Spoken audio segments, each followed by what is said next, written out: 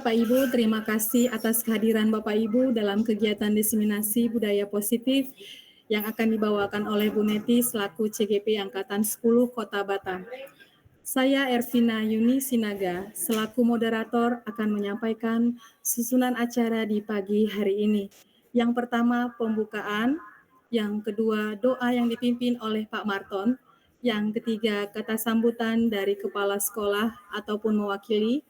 Yang keempat, pemaparan, penyebaran, dan penerapan tentang budaya positif oleh narasumber kita dengan Ibu Neti selaku CGP Angkatan 10. Yang kelima, tanya jawab dan tanggapan. Yang terakhir, penutup.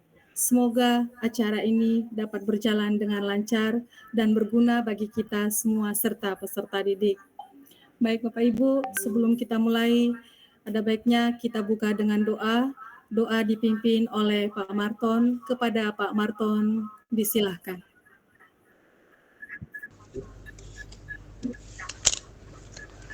Baik, terima kasih Ibu Moderator atas waktu yang telah diberikan. Sebelum acara ini dimulai, ada baiknya kita mengucapkan doa serta ucap syukur agar acara yang akan kita laksanakan ini bisa berjalan lancar dan sesuai dengan harapan.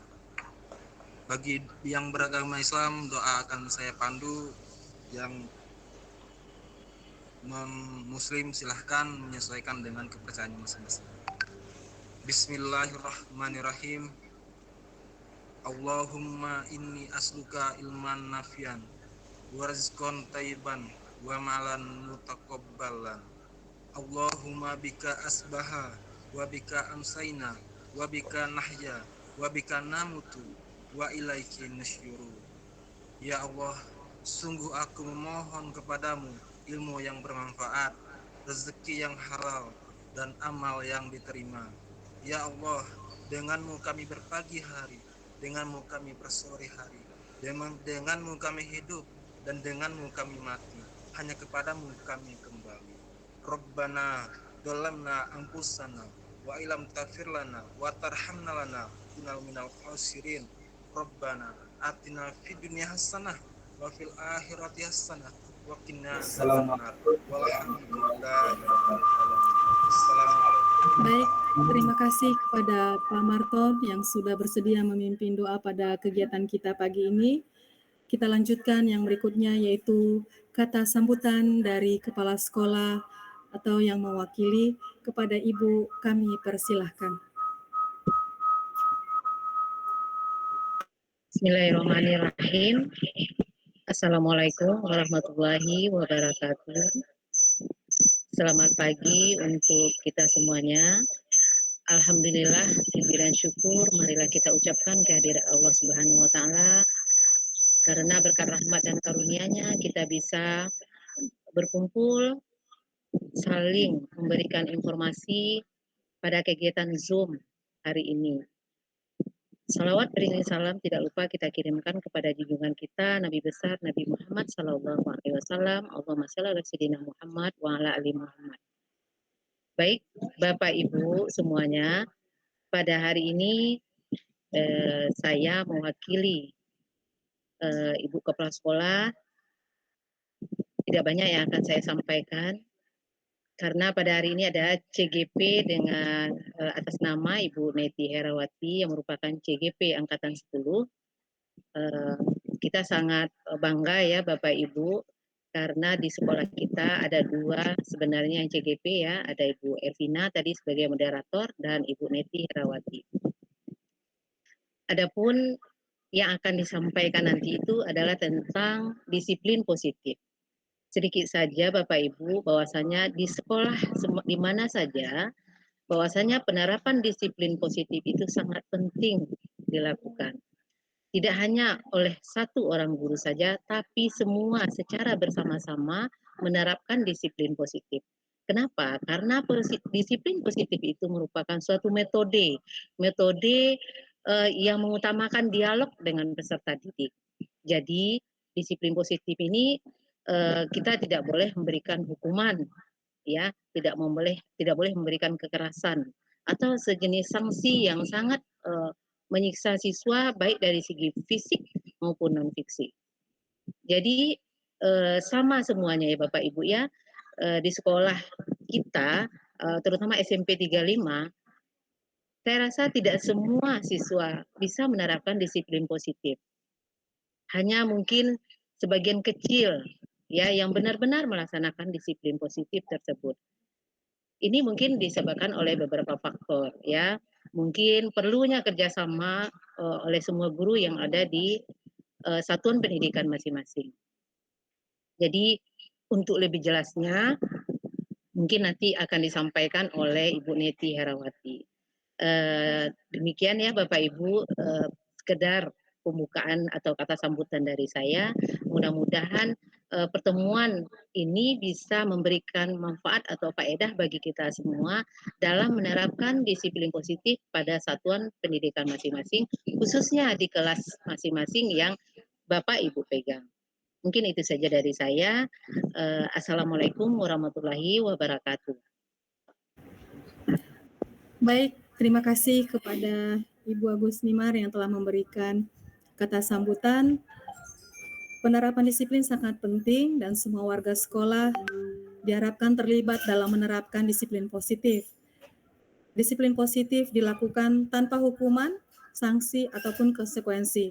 Bagaimana untuk penjelasan yang lebih lengkapnya? Untuk mempersingkat waktu, mari kita mendengarkan pemaparan dari Ibu Neti Herawati. Kepada Ibu Neti, kami persilahkan. Baik, terima kasih untuk moderator kita, Bu Elvina Yuni Sinaga, dan juga Ibu Agus Nimar MPD yang sudah bersedia tadi memberikan kata sambutan untuk menggantikan kepala sekolah, dan juga untuk Pak Marton yang sudah membaca doa. Baik, Bapak Ibu, hari ini saya menjalankan tugas saya sebagai CGP Angkatan 10 yang akan mendiseminasikan mengenai budaya positif di sekolah. Dan untuk itu Bapak Ibu, saya mengucapkan terima kasih atas kesediaan Bapak Ibu karena sudah menyediakan waktunya untuk hadir di room ini. Baik Bapak Ibu, saya akan mencoba menampilkan. Dan sebelumnya saya di sini bukan berarti saya lebih hebat ya dari Bapak Ibu semuanya, karena ini adalah tugas kami sebagai CGP untuk meneruskan ilmu yang kami dapatkan dari Kemendikbud, dan semoga dengan adanya diseminasi ini bisa membuat sekolah kita lebih nyaman lagi untuk anak-anak kita semua. Apakah sudah terlihat Bapak Ibu? Sudah ya? Baik, Bapak Ibu, saya akan menyampaikan dulu kesepakatan kelas selama di room ini. Saya mohon HP dalam mode silent, kemudian menjadi pendengar yang baik, dan kemudian raise hand jika ingin bertanya, dan harap mengaktifkan kamera kecuali jika memang sinyalnya kurang bagus atau ada kendala lainnya ya Bapak Ibu ya. Kemudian sebelum kita masuk ke materi Bapak Ibu, saya punya teka-teki dulu untuk Bapak Ibu sebagai ice breaking kita untuk hari ini. Bisa Bapak Ibu tebak wajah siapakah ini kira-kira?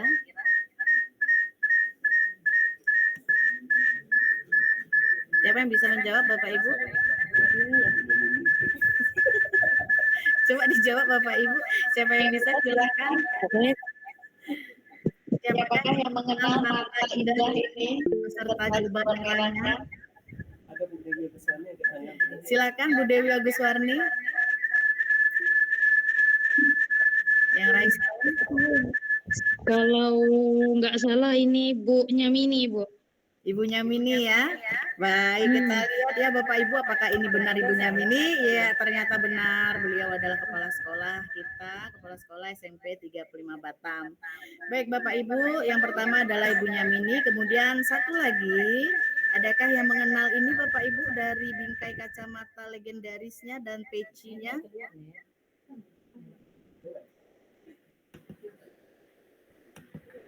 Ya, keluar ya.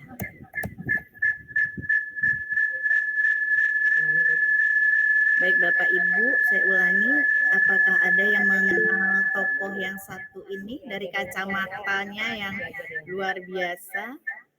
Silakan. Silakan Bapak Ibu yang bisa menjawab dari kacamata legendaris dan juga peci legendarisnya. Silakan Pak Ali Mardoes yang sudah raise hand dari tadi. Ki Hajar Dewantara, Bu. Kelihatan sekali Bapak ini sangat mencintai Ki Hajar Dewantara ya. Pantas saja lulus CGP angkatan 11 ya. Baik Bapak Ibu, ini adalah Ki Hajar Dewantara, Bapak pendidikan kita, tokoh pendidikan kita.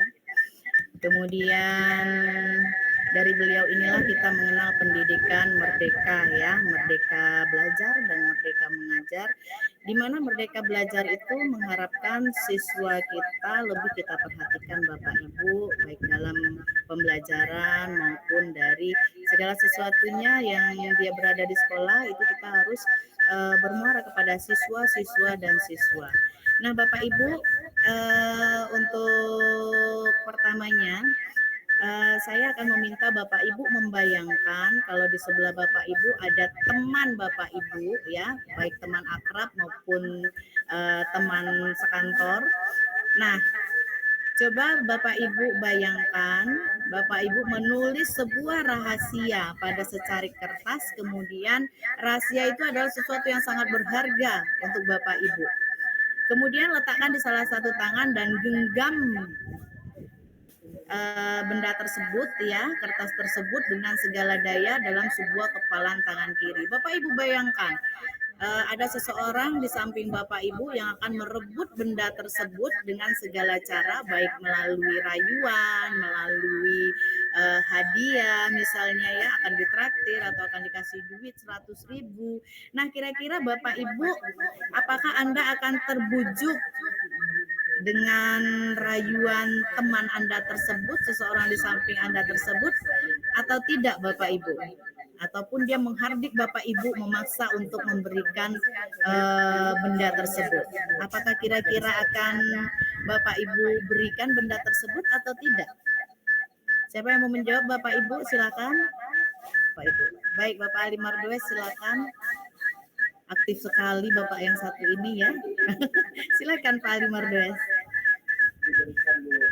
Diberikan. Alasannya kenapa?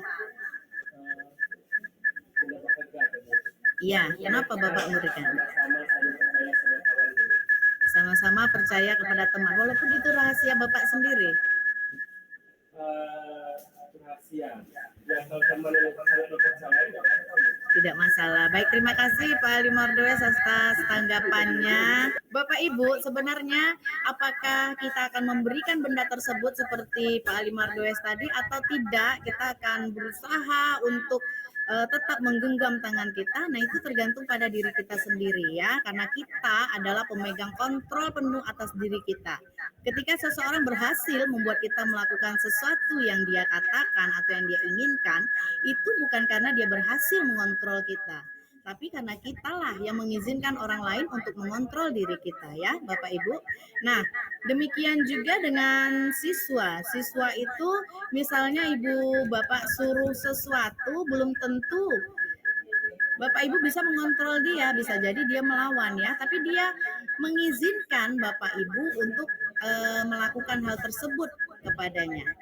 Nah, Bapak Ibu, menurut Dr. William Glasser dalam kontrol teori, dia meluruskan beberapa miskonsepsi tentang makna kontrol. Yang pertama adalah ilusi mengenai guru mengontrol murid. Nah, itu sebenarnya bukan kita bisa mengontrol murid ya Bapak Ibu ya, dengan segala tindakan kita mengancam atau memberi hukuman, tapi sebenarnya murid itu mengizinkan dirinya untuk kita kontrol. Kemudian yang kedua, ilusi bahwa semua penguatan positif itu efektif dan bermanfaat. Nah, murid menyadari dan menolak bujukan atau murid ketergantungan. Kemudian yang berikutnya adalah ilusi bahwa kritik dan membuat orang merasa bersalah dapat menguatkan karakter. Itu mengantarkan murid pada identitas yang gagal ya. Perilaku memaksa itu tidak akan efektif untuk jangka waktu yang panjang kalau orang dewasa merasa memiliki hak untuk memaksa siswa ataupun anaknya sendiri. Nah, Bapak Ibu yang berikutnya, ini yang saya katakan tadi, ilusi guru mengontrol murid. Jadi selama ini mungkin kita merasa sudah bisa mengontrol murid kita dengan ancaman, kemudian dengan hukuman dan segala macamnya. Tapi pada dasarnya kita tidak dapat memaksa murid itu untuk berbuat sesuatu. Kalau murid tersebut ya memilih untuk tidak melakukannya. Walaupun tampaknya guru sedang mengontrol perilaku murid. Nah, hal demikian ini terjadi karena murid sedang mengizinkan dirinya dikontrol. Saat itu, bentuk kontrol guru menjadi kebutuhan dasar yang dipilih oleh murid tersebut. Makanya dia mengizinkan dirinya untuk dikontrol. Teori kontrol ini juga menyatakan bahwa semua perilaku itu memiliki tujuan, bahkan terhadap perilaku yang tidak sesuai. Kemudian yang berikutnya Bapak Ibu, ada perubahan paradigma dari stimulus respon ya yang selama ini kita percayai menjadi teori kontrol. Yang pertama ya mengatakan bahwa kebutuhan kita itu sama, tapi menurut teori kontrol realitas itu kebutuhan kita itu berbeda. Begitu juga dengan murid, kebutuhan mereka itu berbeda, tidak sama semuanya. Kemudian yang kedua, semua orang melihat hal yang sama. Menurut teori kontrol, setiap orang memiliki gambaran yang berbeda. Tidak sama apa yang ada di kepala kita dengan apa yang di kepala murid. Kemudian yang ketiga, kita mencoba mengubah orang agar berpandangan sama dengan kita. Tapi teori kontrol mengatakan kita berusaha memahami pandangan orang lain tentang dunia.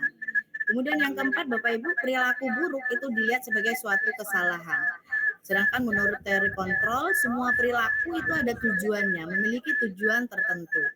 Kemudian, menurut stimulus respon, orang lain bisa mengontrol saya.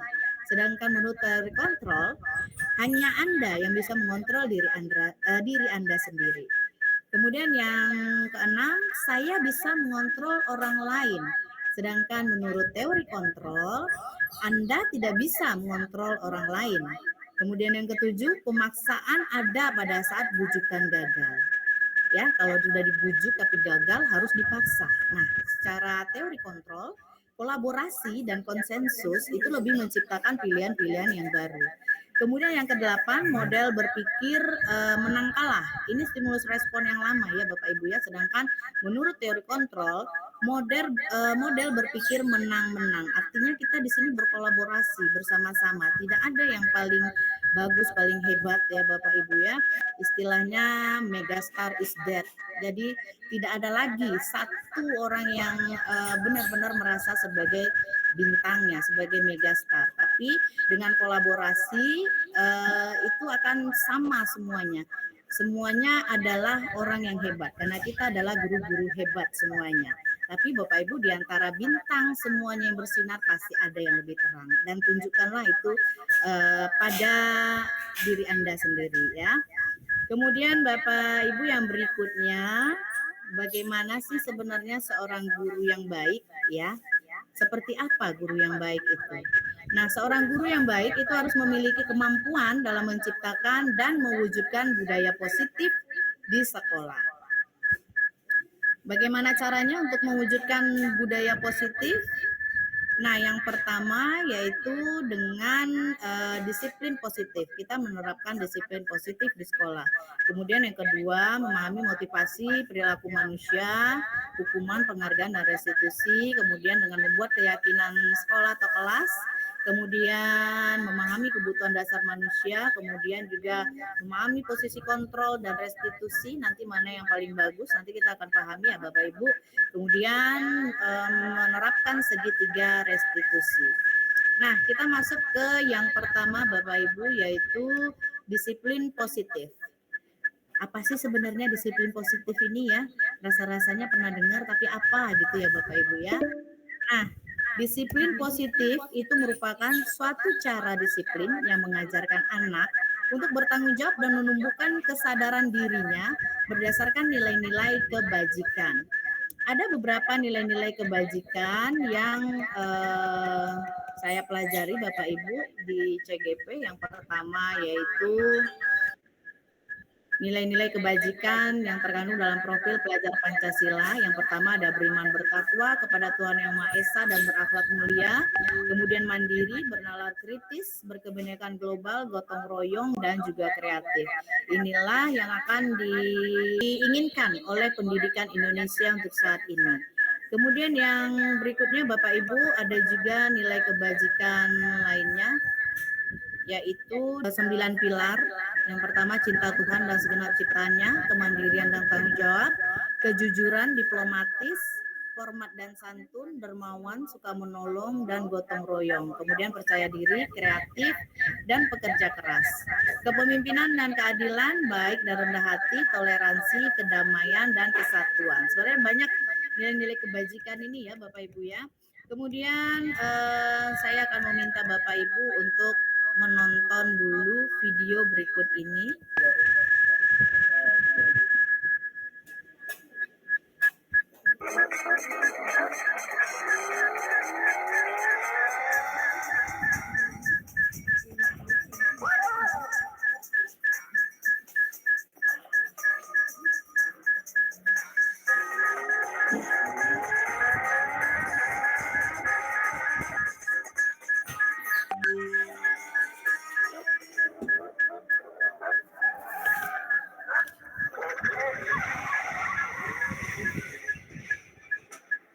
ഇരുചക്ര വാഹനക്കാരിൽ ഉണ്ടാകുന്ന അപകട മരണങ്ങളിൽ ഏറെയും തലയ്ക്കുണ്ടാകുന്ന ഗുരുതരമായ പരിക്ക് മൂലമാണ്.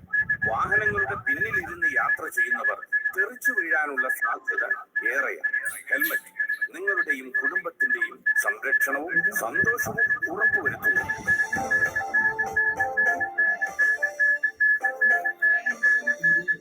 Baik Bapak Ibu, itu video yang pertama. Kemudian saya juga punya video berikutnya. Silakan diperhatikan Bapak Ibu.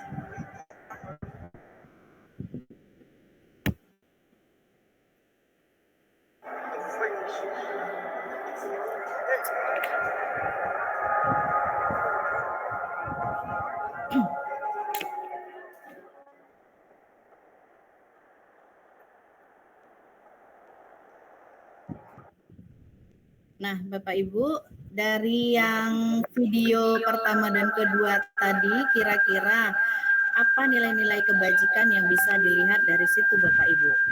Dari video yang pertama yang ada orang jatuh tanpa memakai helm, kira-kira itu apa Bapak Ibu? Ada yang bisa menjawab?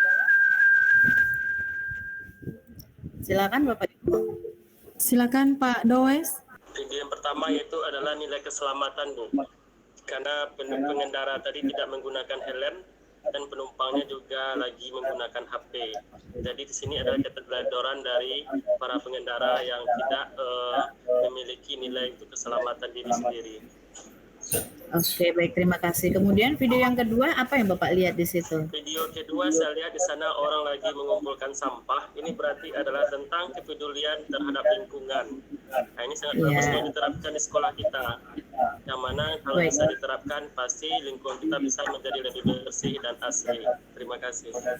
Terima kasih Pak Ali Mardoes atas tanggapannya. Memang video itu yang pertama menunjukkan tentang kedisiplinan memakai helm ya. Nilai kebajikannya di situ adalah tentang keselamatan diri. Kemudian yang kedua adalah tentang peduli lingkungan, karena mereka di situ sebenarnya bukan cleaning service ya Bapak Ibu ya, tapi mereka di situ adalah sebagai penonton, tapi mereka tetap tertib untuk mengumpulkan sampah yang berserakan. Nah, Bapak Ibu, itulah sebenarnya yang diinginkan oleh disiplin positif ini ya. Tujuannya adalah menanamkan motivasi. Yang ketiga, motivasi itu ada 3, nanti kita akan pelajari ya Bapak Ibu ya. Nah, dia akan menanamkan motivasi ini pada murid-murid kita, yaitu menjadi orang yang mereka inginkan dan menghargai diri sendiri dengan nilai-nilai yang mereka percaya. Kemudian ketika murid memiliki motivasi tersebut, maka mereka telah memiliki motivasi intrinsik, artinya dalam dirinya sendiri keinginannya yang berdampak jangka panjang. Jadi motivasi yang tidak akan terpengaruh pada adanya hukuman ataupun hadiah dari kita gurunya. Nah, seseorang yang memiliki disiplin diri itu berarti mereka bisa bertanggung jawab terhadap apa yang dilakukannya. Karena mereka mendasarkan tindakan mereka pada nilai-nilai kebajikan universal. Dan sebagai pendidik, tujuan kita adalah menciptakan anak-anak yang memiliki kedisiplinan diri sehingga mereka bisa berperilaku dengan mengacu pada nilai-nilai kebajikan universal dan memiliki motivasi intrinsik bukan ekstrinsik. Nah, sekarang Bapak Ibu silakan Bapak Ibu lihat pertanyaan berikut. Apakah Bapak Ibu setuju? Yang pertama, hukuman dapat mendisiplinkan anak. Dan yang kedua, memberi hukuman positif seperti membaca dan menulis dapat mendisiplinkan anak. Kemudian yang ketiga, apakah dengan kita memberikan penghargaan, kita dapat meningkatkan motivasi belajar anak tersebut? Nah, coba dijawab Bapak Ibu. Ada yang bisa menjawab nggak Bapak Ibu? Ada yang bisa bantu saya menjawab di sini? Atau silakan buka mic. Baik, silakan Bu Mira sudah angkat tangan. Oh iya, silakan Bu. Terima kasih. Hukuman dapat mendisiplinkan anak. Ya. Dengan memberikan hukuman itu memang bisa memberikan efek yang jerah bagi anak untuk tidak melakukan kesalahan lagi, hingga kedepannya anak akan lebih baik. Dia bisa disiplin dari yang sebelumnya. Tetapi hukuman yang bersifat positif tentunya, contohnya dengan memberikan hukuman yang seperti kalau dia membuat kesalahan, kita suruh dia menulis pernyataan untuk tidak melaksanakan kesalahan lagi. Mungkin itu saja, hingga dengan memberikan hukuman itu dapat menanamkan motivasi bagi anak untuk tidak melakukan kesalahan lagi. Terima kasih. Terima kasih Bu Waka Kesiswaan kita ya, Ibu Mirawati SPD yang sudah menjawab. Hukuman dapat mendisiplinkan anak, kata Bu Mira tadi bisa ya. Kemudian memberi hukuman positif seperti baca dan menulis dapat mendisiplinkan anak. Kemudian memberi penghargaan dapat meningkatkan motivasi belajar anak. Nah Bapak Ibu, apakah jawaban dari Bu Mira benar atau tidak? Kita tahan dulu ya, silakan Bapak Ibu pahami dengan pemaparan dari saya yang berikut ini. Kita masuk ke motivasi perilaku manusia. Jadi anak-anak kita itu melakukan sesuatu, Bapak Ibu, itu ada motivasinya. Begitu juga dengan kita. Yang pertama yaitu untuk menghindari ketidaknyamanan atau hukuman ya. Kemudian yang kedua untuk mendapatkan imbalan atau penghargaan dari orang lain. Ini merupakan motivasi ekstrinsik atau berasal dari orang lain, dari luar, dari lingkungan. Kemudian ada juga yang motivasi dari dalam dirinya sendiri, yaitu untuk menjadi orang yang mereka inginkan dan menghargai diri sendiri dengan nilai-nilai yang mereka percaya. Nah, yang kita harapkan ada pada diri anak didik kita adalah yang ketiga, Bapak Ibu, yaitu dari dalam dirinya sendiri motivasi itu muncul tanpa kita paksa, tanpa kita hukum, atau tanpa kita berikan imbalan. Nah, hukuman, konsekuensi, dan restitusi itu adalah tiga hal yang berbeda ya Bapak Ibu ya, di mana hukuman itu adalah bersifat tidak terencana atau tiba-tiba dan bersifat satu arah dari guru tanpa meminta persetujuan dari siswa dulu atau siswa mengetahuinya atau arahan dari pihak lain ya. Kemudian kalau konsekuensi itu adalah terencana atau sudah disepakati sebelumnya, sudah dibahas dan disetujui oleh murid dan guru. Kemudian yang berikutnya restitusi, itu adalah proses menciptakan kondisi bagi murid untuk memperbaiki kesalahan mereka sehingga mereka bisa kembali pada kelompok mereka dengan karakter yang lebih kuat lagi. Kemudian ini ada pertanyaan, hukuman atau konsekuensi? Siapa di antara Bapak Ibu yang bisa menjawab, membantu saya menjawab ini? Kita lihat nanti benarkah jawaban dari Bapak Ibu ya. Yang pertama, mencatat 100 kali di dalam buku kalimat, saya tidak akan terlambat lagi karena terlambat ke sekolah. Atau saya tidak akan lupa membuat PR lagi. Ini yang paling sering ya Bapak Ibu ya kita dapati di kelas. Paling sering dilakukan oleh guru. Nah, apakah itu termasuk hukuman atau konsekuensi? Kemudian yang kedua, lari mengelilingi lapangan basket 2 kali karena terlambat hadir di sekolah. Kemudian yang ketiga, membersihkan coretan yang dibuatnya di meja tulis. Kemudian murid diminta untuk push up 15 kali karena tidak menggunakan masker ke sekolah. Apakah itu masuk hukuman atau konsekuensi? Kemudian yang kelima, menggantikan kertas tugas teman yang telah dicoret-coret. Nah, apakah itu hukuman atau konsekuensi Bapak Ibu? Silakan dipakai sebentar dan nanti silakan dijawab bagi Bapak Ibu yang bisa menjawab, silakan raise hand nanti ya Bapak Ibu ya. Baik Bapak Ibu, saya rasa sudah cukup untuk waktu mengamatinya ya Bapak Ibu ya. Silakan Bapak Ibu ada yang bisa menjawab hukuman atau konsekuensi yang saya tampilkan ini? Baik, silakan Pak Marton. Oh, baiklah. Izinkan saya menjawab pertanyaan, apakah itu hukuman atau konsekuensi yang harus kita lakukan jika ada terjadi suatu pelanggaran terhadap siswa. Yang pertama yaitu kita mencatat 100 kali di dalam buku kalimat, saya tidak akan terlambat lagi karena terlambat ke sekolah. Yang kedua, langsung saja dijawab Pak, yang pertama itu hukuman atau konsekuensi menurut Bapak? yang pertama itu konsekuensi. Konsekuensi. Yang kedua berupa hukuman. Ya, lanjut Pak. Yang ketiga berupa konsekuensi. Yang keempat, kalau menurut saya itu berupa hukuman. Yang kelima, jelas itu konsekuensi. Jadi itu kira-kira jawaban yang dapat saya sampaikan. Terima kasih atas waktunya. Baik, terima kasih untuk Pak Marton yang sudah menjawab pertanyaan dari saya tadi, pertanyaan pemantik ya Bapak Ibu sebenarnya. Nah, berikutnya Bapak Ibu kita lihat jawabannya ini benarkah yang pertama itu mencatat 100 kali di dalam buku kalimat saya tidak akan terlambat lagi karena terlambat ke sekolah, apakah konsekuensi? Nah, ternyata benar ya Bapak Ibu ya, itu adalah sebuah konsekuensi. Dan yang kedua, lari keliling lapangan basket 2 kali karena terlambat hadir di sekolah, itu merupakan hukuman. Dan yang ketiga, membersihkan coretan yang dibuatnya di meja tulis, itu juga termasuk konsekuensi. Dan murid diminta untuk push up 15 kali karena tidak menggunakan masker ke sekolah, itu merupakan hukuman. Dan yang kelima, mengganti kertas tugas teman yang telah dicoret-coret, dan itu adalah termasuk konsekuensi. Bagus sekali, applause untuk Pak Marton ya. Kemudian Bapak Ibu kita lanjut yang berikutnya. Menurut Alfikon, dia mengemukakan bahwa baik penghargaan maupun hukuman itu adalah cara-cara untuk mengontrol perilaku seseorang yang menghancurkan potensi untuk pembelajaran yang sesungguhnya. Menurut Kon, secara ideal tindakan belajar itu sendiri adalah penghargaan sesungguhnya. Jadi Bapak Ibu diharapkan kita tidak memberikan penghargaan berupa hadiah kepada siswa yang bisa menjawab ataupun yang sudah melakukan hal yang kita inginkan ya, karena sebenarnya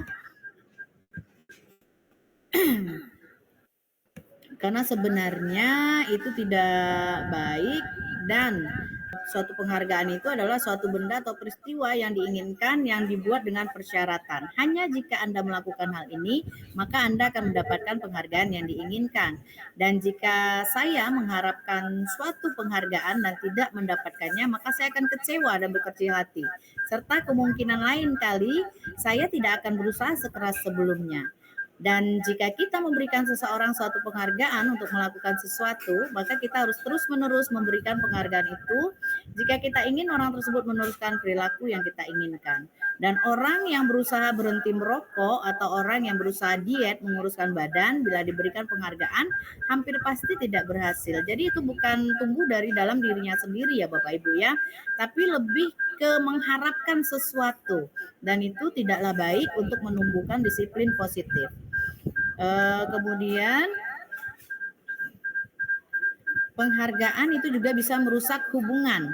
Kenapa? Karena ketika seseorang diberi penghargaan atau dipuji di depan banyak orang, maka yang lain itu akan merasa iri hati, dan sebagian dari mereka akan tidak menyukai orang yang diberikan penghargaan tersebut.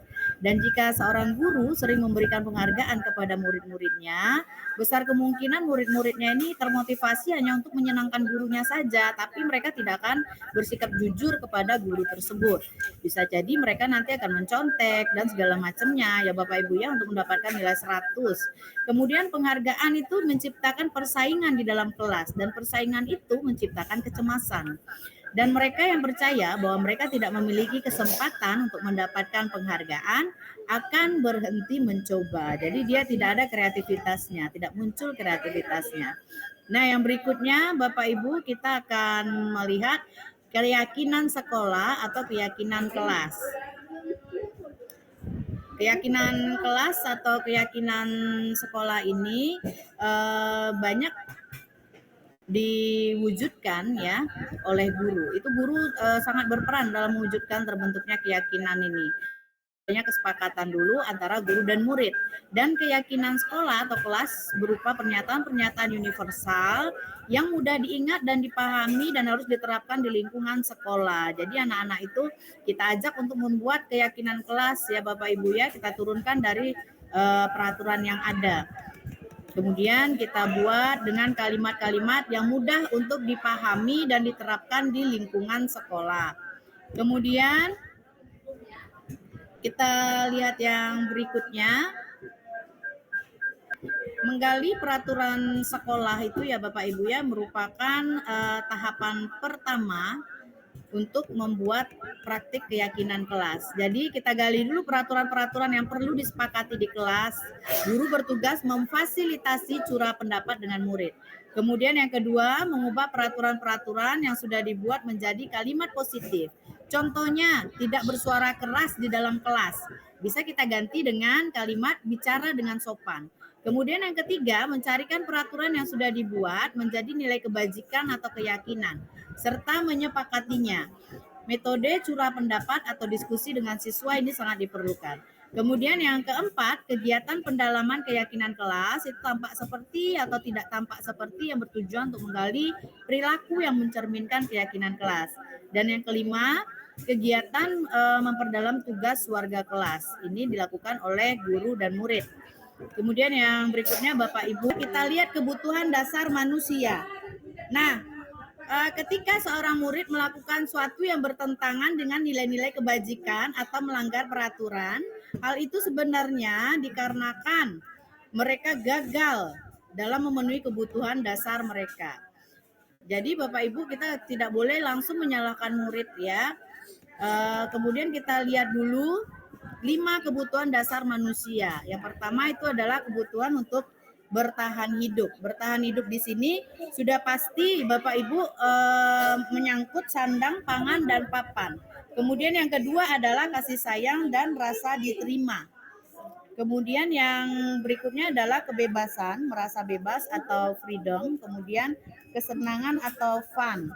Itu yang merupakan kebutuhan dasar manusia. Dan yang terakhir adalah penguasaan atau power.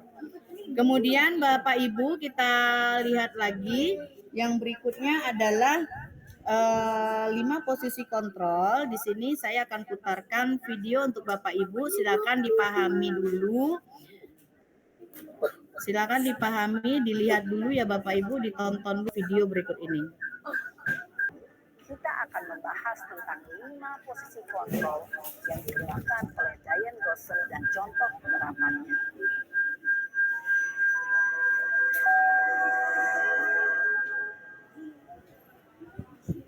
5 posisi kontrol itu adalah 1. Posisi penghukum, 2. Posisi pembuat merasa bersalah, 3. Posisi teman, 4. posisi pemantau atau monitor, dan 5 posisi manajer. Untuk lebih memahami kelima posisi tersebut, mari kita saksikan kasus Naren yang terlambat hadir di sekolah dan melihat bagaimana kelima masalah tersebut.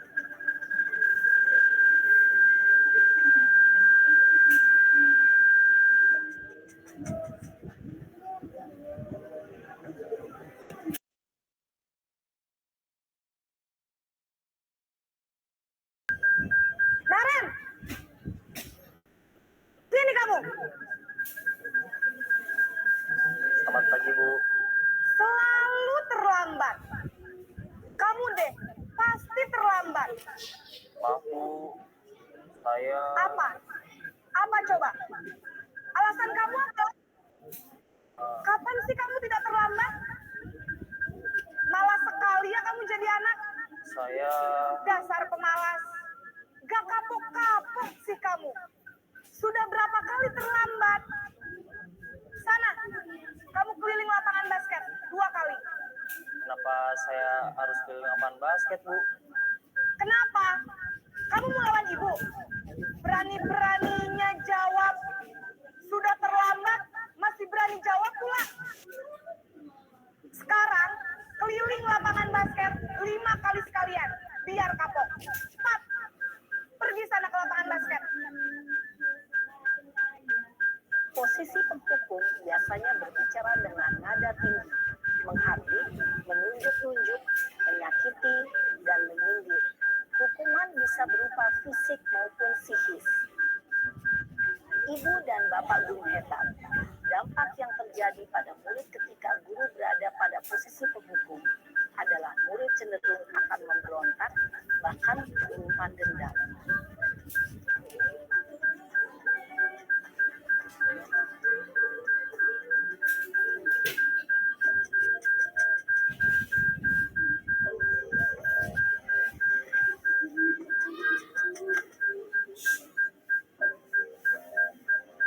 Naren!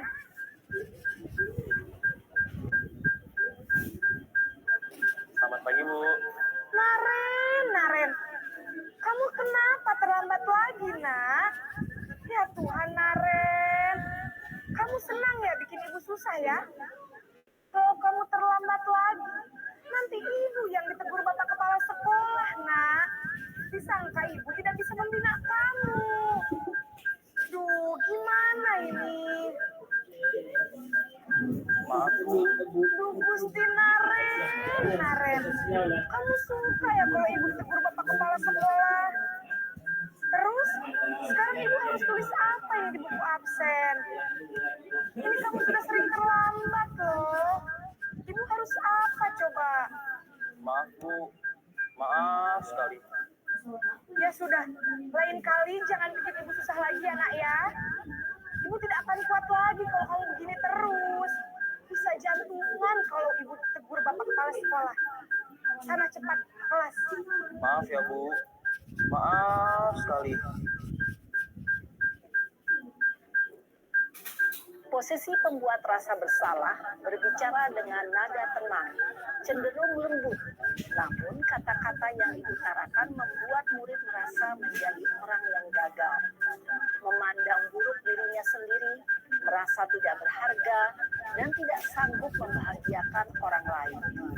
Ketika guru mengambil posisi pembuat rasa bersalah, murid akan menganggap dirinya yang bersalah dan ia akan menyimpan emosi negatif tersebut di dalam dirinya.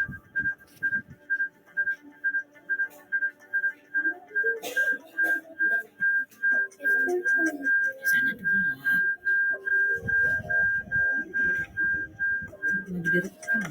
Lagi direkam. Naren!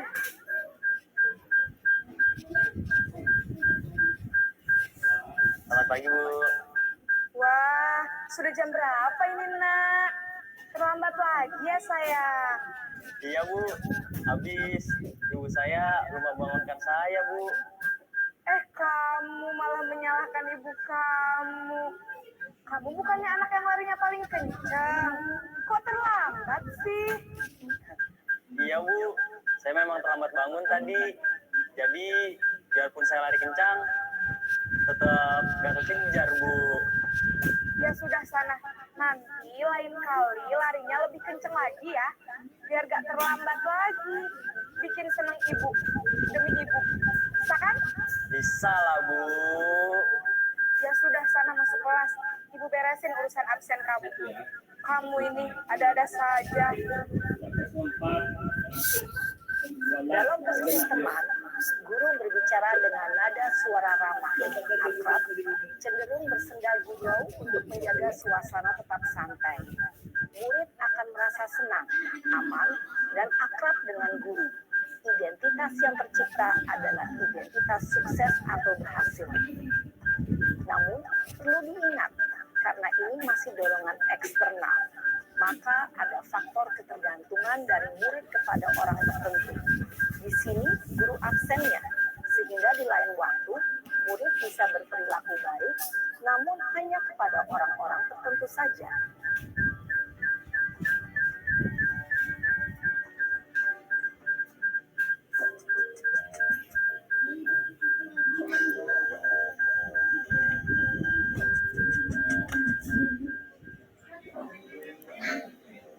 Naren!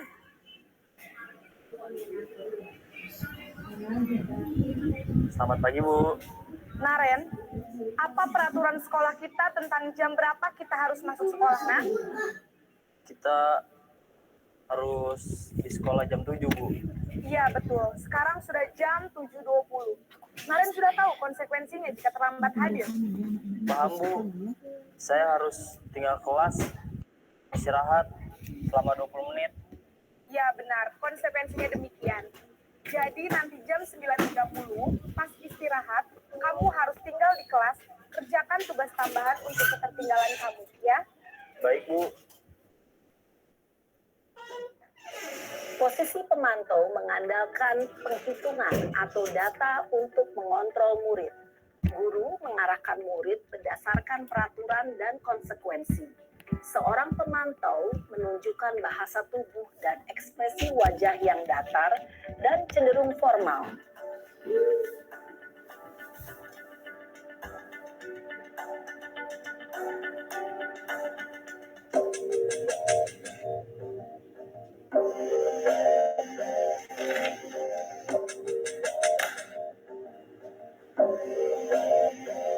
Naren!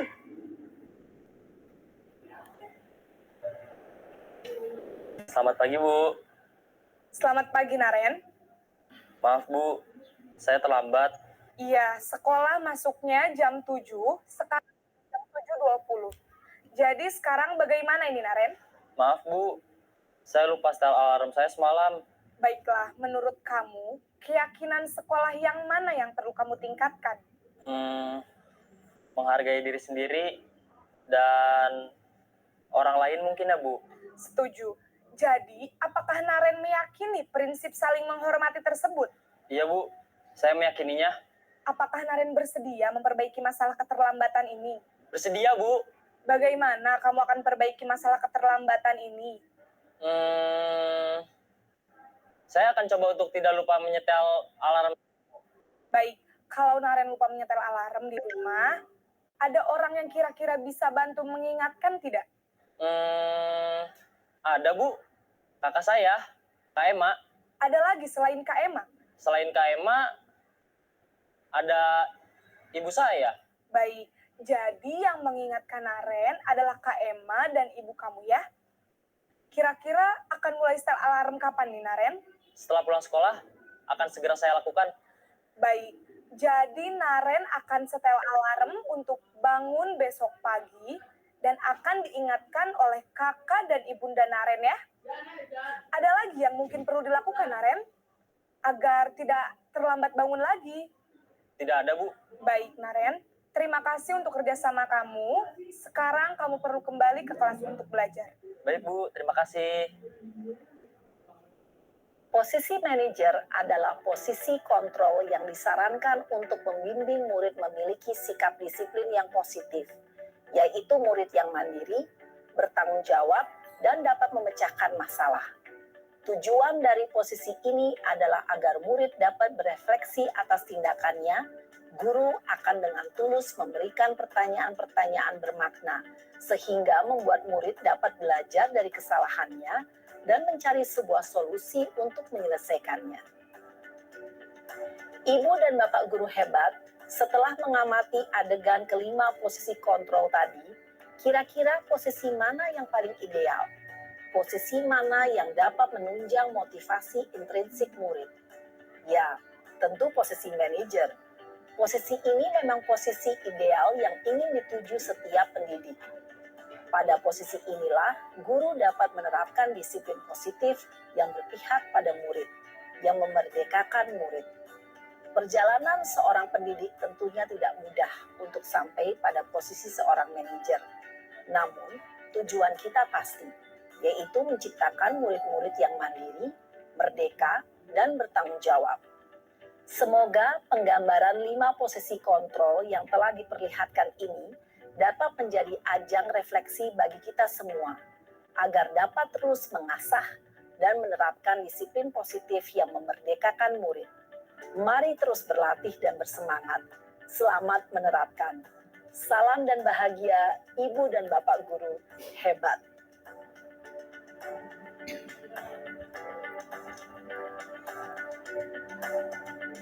Baik Bapak Ibu, itu dia jadi ada 5 posisi kontrol yang kita pelajari. Yang pertama yaitu posisi kontrol sebagai penghukum, kemudian ada posisi rasa bersalah yang membuat siswa jadi merasa bersalah, kemudian yang ketiga adalah posisi sebagai teman, dan yang keempat sebagai pemantau, dan yang kelima adalah posisi manajer. Nah Bapak Ibu, kalau posisi penghukum ini saya rasa kita semua pernah melakukannya ya, dengan memberikan hukuman pada siswa. Kemudian posisi rasa bersalah juga saya rasa kita juga sering melakukannya, kita membuat siswa itu merasa bersalah dengan apa yang dilakukannya. Kemudian posisi teman, ini sebenarnya baik ya Bapak Ibu ya, tapi yang tidak baiknya adalah siswa itu hanya akan patuh atau disiplin pada saat ada kita saja. Kalau kita memperlakukannya sebagai teman, nanti kepada guru lain atau di kesempatan lain dia tidak akan disiplin lagi. Kemudian yang berikutnya adalah posisi pemantau.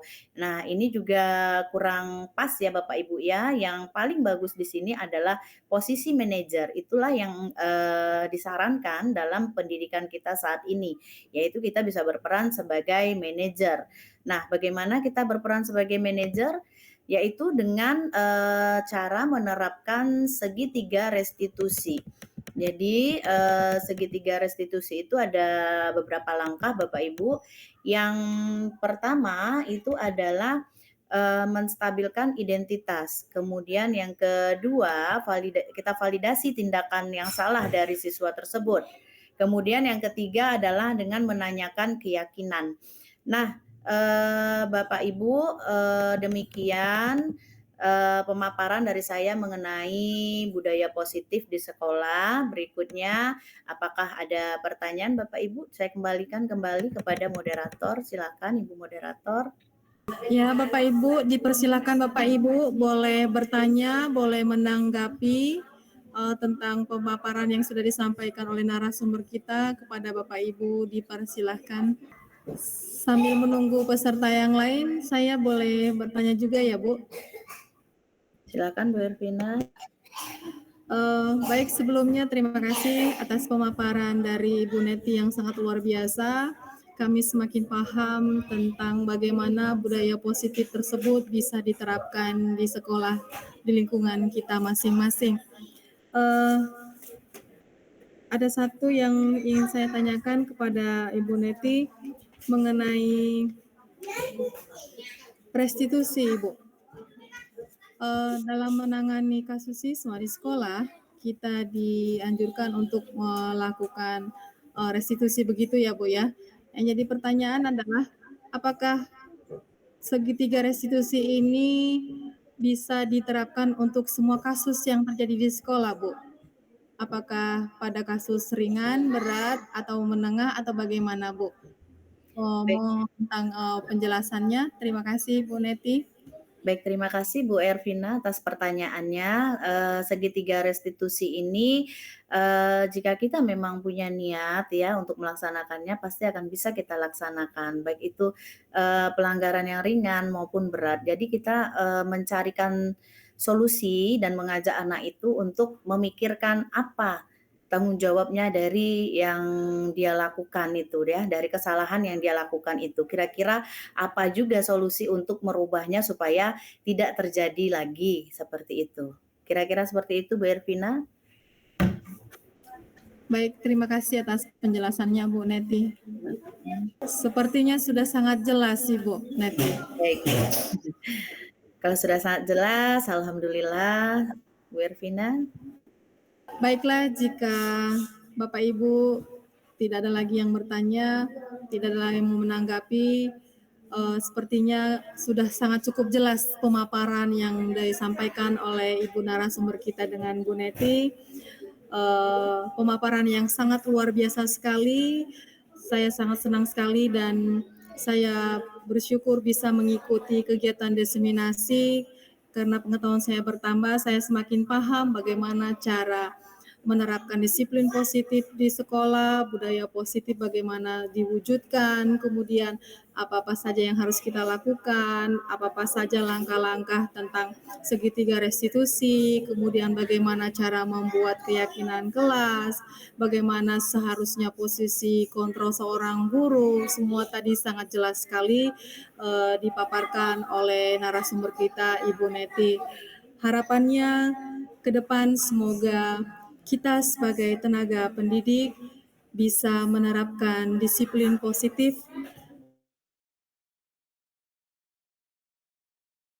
tercipta lingkungan sekolah yang aman, nyaman, dan mandiri serta bertanggung jawab sehingga peserta didik kita bisa secara merdeka mendapatkan haknya dan kita melaksanakan pembelajaran berpusat pada murid. Terima kasih Bapak Ibu atas kehadirannya pada hari ini mengikuti kegiatan dari awal hingga akhir. Terima kasih juga kepada narasumber kami. Semoga ilmu yang sudah disampaikan dapat bermanfaat dan kita terapkan di lingkungan sekolah kita masing-masing. Untuk mengakhiri kegiatan diseminasi ini, kita akan tutup dengan doa. Sebelum acara ini ditutup, agar kita mendapatkan berkah dari rahmat Allah Subhanahu wa taala, kita akan membacakan doa. Bismillahirrahmanirrahim. Ya Allah, semoga apa yang kami lakukan saat ini bisa menjadikan kami guru yang lebih baik untuk kedepannya, menjadikan sekolah kami ini lebih baik dari sekolah sebelumnya, menjadikan kami sebagai guru yang selalu teladan, yang selalu memahami apapun tentang keadaan dan karakter setiap murid kami. Semoga apa yang kami lakukan ini bisa menjadi ladang amal bagi kami hendaknya di akhirat nanti. Amin. Rabbana dalamna anfusana wa lam taghfir lana wa tarhamna lakunanna minal khasirin. Rabbana atina fid dunya hasanah wa fil akhirati hasanah wa qina azabannar walhamdulillahi rabbil alamin. Wassalamualaikum warahmatullahi wabarakatuh. Waalaikumsalam warahmatullahi wabarakatuh. Baik, terima kasih kepada Pak Marton yang telah bersedia kembali membawa doa penutup. Dengan berakhirnya doa penutup, berakhir pula lah acara diseminasi kita pada siang hari ini. Kepada Bapak Ibu, terima kasih sekali lagi atas kesediaannya, atas partisipasinya dalam terselenggaranya kegiatan ini. Terima kasih Bapak Ibu, salam sehat, salam bahagia buat kita semua Bapak Ibu guru hebat.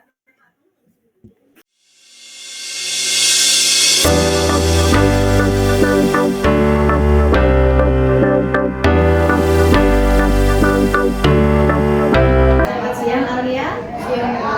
Kamu sudah selesai istirahat? Sudah tadi dipanggil. Kamu tahu kenapa Ibu panggil ke sini? Tidak tahu. Tidak tahu ya. Baik, jadi tadi sewaktu kita ulangan di kelas, ulangan IPS, Ibu melihat kamu sedang mencontek jawaban dari teman 9 besar. Benar begitu Ayah? Benar ya. Nah, menurut kamu mencontek itu perbuatan yang baik atau tidak? Tidak baik ya.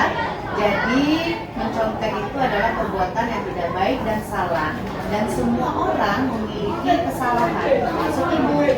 Nah, di sini kamu sudah melakukan kesalahan yaitu mencontek. Tapi di sini ibu tidak mencari siapa yang benar, siapa yang salah, tapi ibu akan mencarikan solusi untuk kamu supaya kamu tidak mengulangi lagi mencontek sewaktu ulangan ataupun ujian di sekolah. Nah, ibu yakin kamu pasti punya alasan kenapa kamu mencontek tadi. Bisa diceritakan ke Ibu Alia kenapa kamu tadi mencontek? Saya kemarin pergi dengan teman-teman saya Bu ke mall, sehingga pada saat balik mata saya terasa ngantuk dan saya tidak sempat belajar untuk ulangan besok hari. Oh begitu. Jadi kemarin kamu pulangnya kemalaman dari mall main bersama teman-teman, begitu? Iya Bu. Nah, Alia, kamu sudah menyadari kalau mencontek itu salah. Alia, apakah kamu masih ingat dengan kesepakatan kelas yang sudah pernah kita sepakati di kelas bersama-sama sewaktu di awal pembelajaran dulu? Apa salah satunya?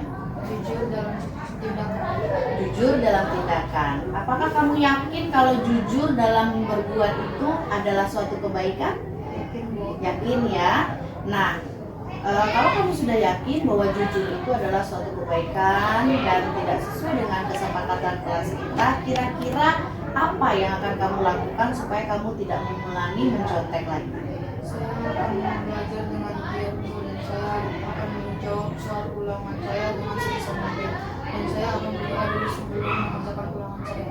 Baik, berarti Alia sudah tahu apa yang akan dilakukan supaya tidak terulang lagi kesalahan yang sama ya. Begitu ya Alia? Nah, sekarang Ibu mau bertanya, kapan kira-kira kamu akan menjalankan atau melaksanakan apa yang sudah kamu katakan tadi? Hari ini. Hari ini ya. Baik Alia, Ibu yakin kamu akan menjadi anak yang lebih baik lagi, jujur dalam bertindak dan menjadi kebanggaan dari orang tua. Kamu siap untuk menjadi lebih baik? Siap Bu. Baik, terima kasih Alia. Silakan kembali ke kelas. Terima kasih Bu.